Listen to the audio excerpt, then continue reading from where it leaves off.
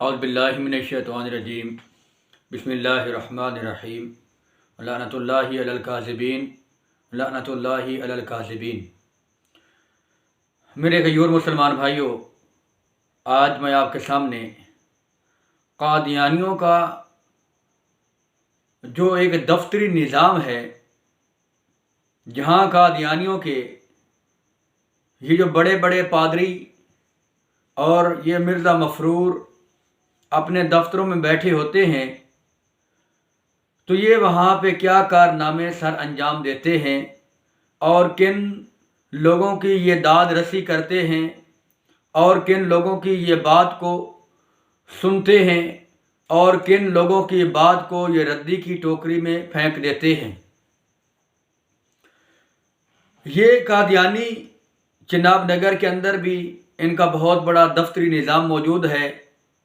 اور انہوں نے ملک پاکستان کے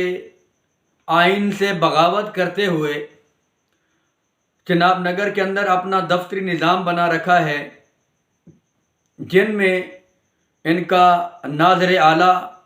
جس طرح پاکستان کا وزیر اعلیٰ ہوتا ہے، اس طرح قادیانیوں کا ناظر اعلیٰ ہوتا ہے،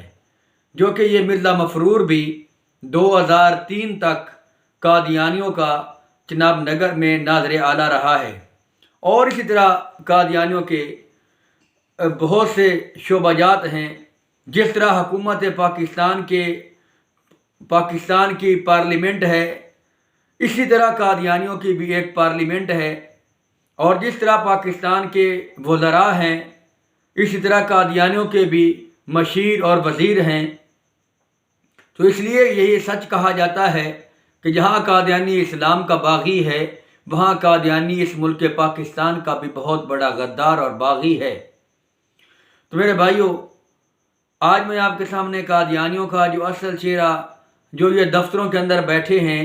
چناب نگر کے اندر بھی بیٹھے ہیں اور قادیان کے اندر بھی میں نے دیکھے ہیں، جو وہاں پہ لوگ ان کے دفاتر کے اندر موجود ہیں، ہم بھی خود دفتروں کے اندر رہے ہیں۔ تو قادیانی ان لوگوں کی داد رسی کرتے ہیں، ان لوگوں کی باتوں کو سنتے ہیں۔ یہ جو بڑے بڑے قادیانیوں کے پادری اور یہ بڑے بڑے جو مربی ہیں، ربی ہیں، یہ ان لوگوں کی بات کو سنتے ہیں جن کے ساتھ خوبصورت اور نوجوان لڑکیاں آتی ہیں۔ یہ چناب نگر کے اندر جو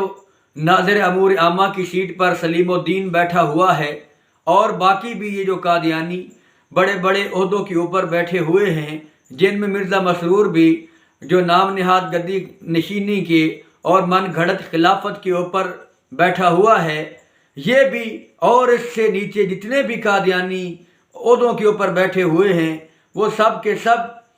ان لوگوں کے داد رسی کرنے کو تیار ہوتے ہیں، ان کی بات سنتے ہیں جن کے ساتھ خوبصورت اور نوجوان لڑکیاں قادیانیوں کے دفتروں میں آتی ہیں، اور پھر دفتروں میں نہیں آتی بلکہ دفتروں میں آنے کے بعد ان کے ساتھ ہم جنسی تعلق قائم کرتی ہیں، اپنا جسم ان کو پیش کرتی ہیں، اور پھر اپنے جو ان کے مطالبات ہوتے ہیں وہ ان سے منواتی ہیں اور پورے کرواتی ہیں۔